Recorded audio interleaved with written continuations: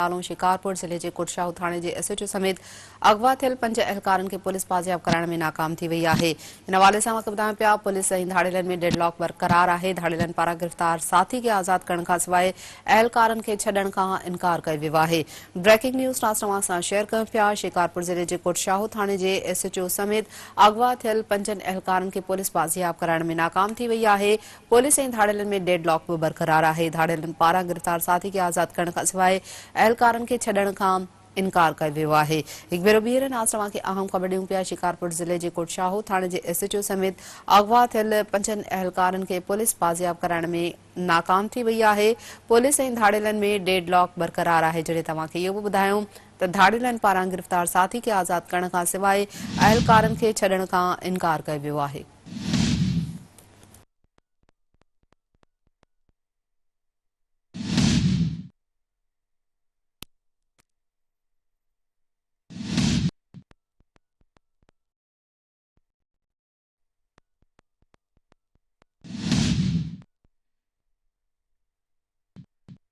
Breaking news तव्हां सां share करे रहिया आहियूं। अपडेट कंदा हलूं इन अहम ख़बर के हवाले सां त शिकारपुर जिले के कुटशाहू थाने के एसएचओ समेत अगवा थियल 5 एहलकारन के पुलिस बाजियाब कराइण में नाकाम थी वई आहे।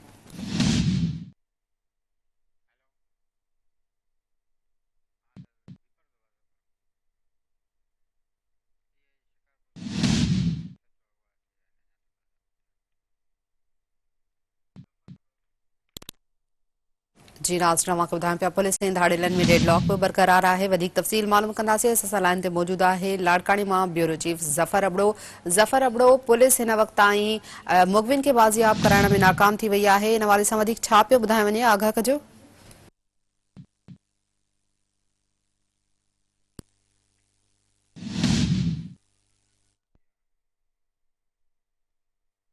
जी नाज़रीन, अपडेट कयूं पिया अवांखे अहम ख़बर के हवाले से। शिकारपुर जिले के कुटशाहू थाने के एसएचओ समेत अगवा थियल 5 एहलकारन के पुलिस बाजियाब कराइण में नाकाम थी वई है।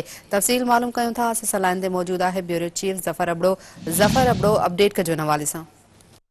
जी बिल्कुल ही शिकारपुर के कोट शाहू थाने के अगवा थियल एसएचओ समेत 5 पुलिस एहलकारन के अञा ताईं पुलिस बाज़ाब न कराए सघी आहे। इन हवाले से डेडलाइन ॾिनी वई हुई सिंध हुकूमत पारां डीआईजी लाड़काणो ऐं एसएसपी शिकारपुर के उहा भी ख़त्म थी वई आहे। हाणे इन गुज़िरियल ॾींहुं सिंध के निगरान वॾो वज़ीर इन की सदारत में को आला सतह इजलास थियो जंहिंमें समूरा जेके डीआईजी आहिनि उहे शामिल रहिया वीडियो लिंक ज़रिए भी ऐं उते जेके कराची जा डीआईजी ऑपरेशन उहे उते मौजूद हुआ जंहिंमें जेको आहे सो निगरान वॾे वज़ीर डीआईजी लाड़काणो ऐं एसएसपी शिकारपुर खां जेको आहे सो इन मामले ते सख़्तु कावड़ ऐं गुस्से जो इज़हार कयो त अञा ताईं जेको आहे सो पुलिस एहलकार ऐं एसएचओ छो कोन बाज़ियाब थिया आहिनि। उन्हनि जी कोताही जे करे सिंध हुकूमत ऐं पुलिस जी जेको आहे सो बदनामी थिए पई।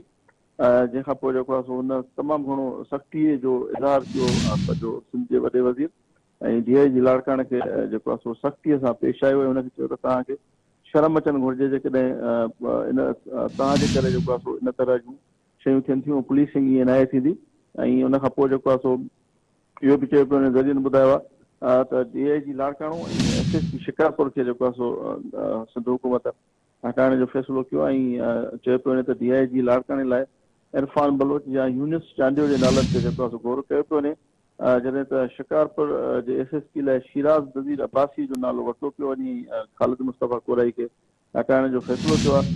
ऐं इन हवाले सां सिंध हुकूमत इन ॻाल्हि ते बि कावड़ जो इज़हार कयो आहे त जेके जवाबदार पुलिस गिरफ़्तार कया हुआ ॾोहारी बटाणी जेको वज़ीर बटाणी जतोई ऐं उन खां पोइ महर बटाणी जतोई इहे जेके 2 माण्हू ॾोहारी जेके आहिनि पुलिस गिरफ़्तार कया उन मां हिकिड़े खे ज़रिए जो चवणु आहे त जेको आहे सो वज़ीर बटाणी जतोई खे पैसा वठी पुलिस आज़ादु करे छॾियो ऐं बाक़ी महर बटाणी अञा ताईं पुलिस वटां जंहिंखे ज़ाहिर न कयो पियो वञे ऐं इन हवाले सां कंबर पुलिस जेको आहे सो गिरफ़्तार कयो आहे। पर कंबर जे एसएसपी आसिफ रज़ा बलोच सां मुंहिंजी ॻाल्हि थी फ़ोन ते त हुनजो चवणो त हिनखे कंबर पुलिस जेको आहे सो गिरफ़्तार नाहे कयो ऐं न ई हू जेको आहे सो कंबर पुलिस वटां हिन सॼे मामले जी जेका ॼाण आहे उहा डीआईजी लाड़काणो थिया। बाक़ी असां सिर्फ़ु हुनजी टीम में शामिल आहियूं। सो हिन वक़्त ताईं जेको महर बटाणी जतोई आहे जेको पुलिस वटि गिरफ़्तार थियल आहे उनखे बि अञा ताईं ज़ाहिर न कयो पियो वञे। ख़बर न आहे उहा कहिड़ी मसलत आहे पुलिस जी अच्छा ज़फ़र अबड़ो इन हवाले सां असांखे ॿुधाइजो त DIG राड़काणो पारां वधीक छा पियो ॿुधायो वञे, छा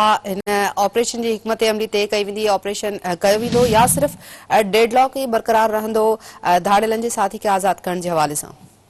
ॾिसो अञा ताईं त ऑपरेशन जी का बि अहिड़ी ॻाल्हि साम्हूं नज़र नथी अचे, छाकाणि त हीअ जेको पंहिंजो मामिलो आहे हिन में 5 पुलिस वारा आहिनि उहे अगवा थियल आहिनि ऐं हिकिड़ो ॾोहारी आहे हिननि वटि जेको आहे सो महर बटाणी जतोई जेको जंहिंजे हवाले सां जेको आहे सो को ज़रिए इहा ॼाण ॾिनी आहे त ॾोहारनि इहो मुतालबो रखियो त हिनखे जेको आहे सो तव्हां आज़ादु कयो ऐं जेके वज़ीर बडाणी जतोई जे हवाले सां हुनखे आज़ादी जे हवाले सां पुलिस जे विच में जेके माण्हू आहे उन्हनि पैसा वरिता हुआ उहे पैसा बि वापसि कयो त असां हिननि खे जेको आहे सो शायदि छॾे ॾियूं पुलिस वारनि खे, पर उन ते हिननि जी ॻाल्हि न पई ठहे छाकाणि त सिंध हुकूमत खे बि हिन जो पतो पइजी वियो आहे त महर बडाणी जतोई जेको आहे सो पुलिस वटि आहे ऐं उहा हाणे पुलिस हुनखे जेको आहे सो कहिड़े तरीक़े सां जेको आहे सो छॾी थी उहो मुमकिन न आहे, हाणे पॉसिबल न आहे इहे शयूं त इन तरह न थी सघनि, तंहिंजे करे इहो सॼो जेको